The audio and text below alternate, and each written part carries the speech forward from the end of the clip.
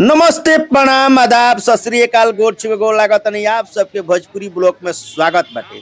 और वह सबके हम बता दी कि बड़ी ही खुशी के बात बाटे कि हमनी के ब्रह्मपुर नगर पंचायत के वार्ड संख्या 12 और वार्ड संख्या 13 के दलित बस्ती में जौन की हरिजन प्राथमिक विद्यालय बा, वही स्कूल में आज ब्रह्मपुर थाना अध्यक्ष श्री ब्रजेश सिंह द्वारा ई कार्यक्रम रखल गुल बाटे।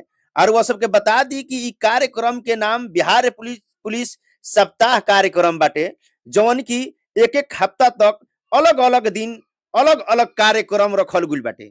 और वह सबके बता दी कि कार्यक्रम के नाम कि जैसे कि स्वच्छता कार्यक्रम रखल गुल बाटे, खेल प्रतियोगिता रखल गुल बाटे, पौधारोपण रखल बाटे। तो हर एक अलग अलग हफ्ता में अलग अलग दिन ई कार्यक्रम होखी। कभी स्वच्छता कार्यक्रम होगी, कभी खेल प्रतियोगिता होगी, तो कभी पौधारोपण होगी। और वह से बता दी कि बहुत ही खुशी की बात बाटे, ब्रह्मपुर नगर पंचायत का बहुत ही खुशी की बात बाटे कि इतना दलित बच्चन दलित समाज के खातिर सब कुछ सोच रहल बाटे। और वह सब देख रहल बानी ये वीडियो में कि सर जौन बानी यहाँ के ब्रह्मपुर थाना अध्यक्ष ब्रजेश सिंह जौन सर बानी अपना हाथ से ही पूरा दलित बच्चन के अपना हाथे से बांट रहल बानी।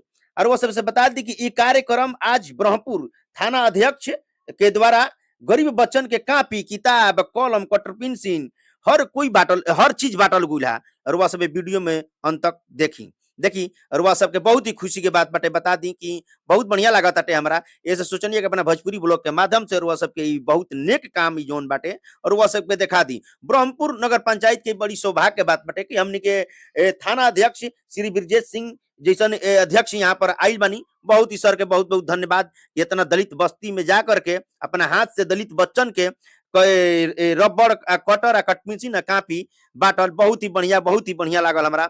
ऐसे सोचनिया कि वीडियो बना के रुआ सबके भोजपुरी ब्लॉग के माध्यम से सबको के दिखा दी। वीडियो के एक बार रुआ सबसे नहीं हो रहा प्रार्थना बाकी एक बार जरूर वीडियो के शेयर जरूर रुआ सब लगा देम जा आ कमेंट जरूर रुआ सब करम जा। चलिए, जय हिंद, जय भारत, जय बिहार, जय संविधान। आ वीडियो के अंत तक रुआ सब जरूर देखें। खड़ो नमस्ते करो।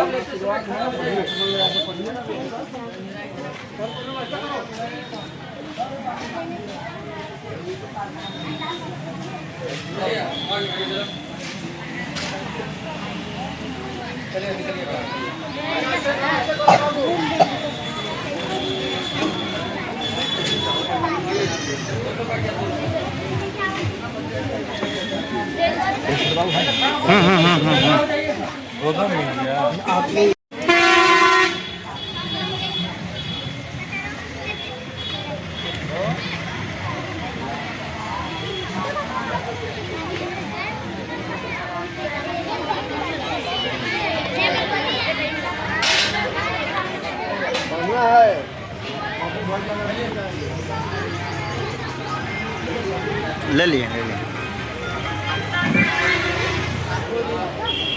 अब कोई नहीं ना बात। अच्छा, ये लोग है अपने से देख लीजिएगा। कलम काफी बांट रहे हैं, सब छोटे बच्चों को आशीर्वाद दे रहे हैं। बहुत बहुत धन्यवाद। हमारे ब्रह्मपुर थाना में पहले बार हो रहा था ये।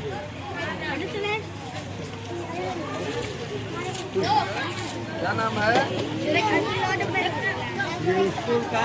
जो है सब लोग क्या नाम है?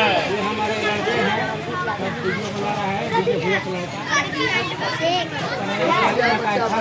सब बैठो अपने अपने जगह बैठेंगे सभी बच्चे। यार कैमरामैन का काम हम जूम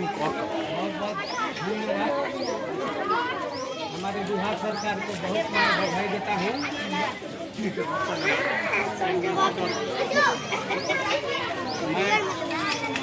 मैं यादव